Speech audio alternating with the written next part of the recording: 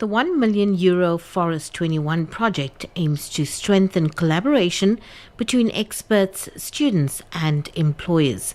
Role players from Finland, Norway and South Africa have banded together to discuss ways in which they can work together to ensure that education is climate smart and to show students entrepreneurial and practical skills through solving real-life challenges with their potential employers. The project has selected climate-smart forestry and entrepreneurship building being kind of the keys for the relevance of forestry education for the world market and societal development.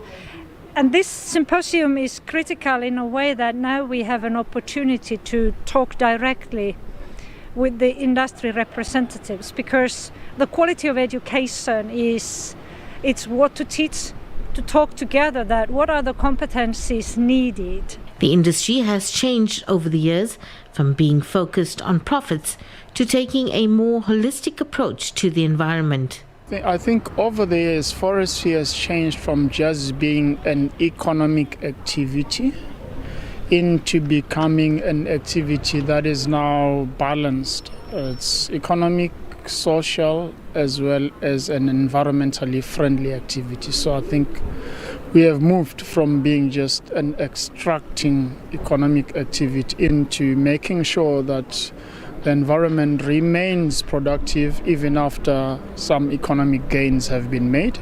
For the students, the input from their European counterparts is not only helpful towards their studies.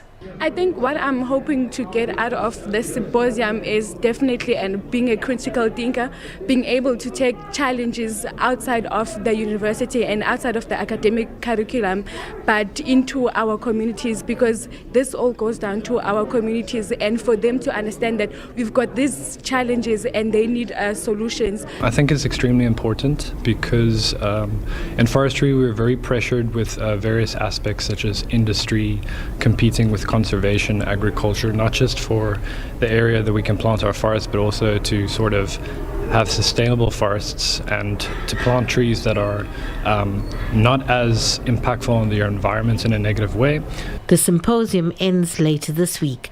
It also falls within National Arbor Week with a focus on greening the environment by planting indigenous trees. Segwi Chetty, SABC News, George in the Western Cape.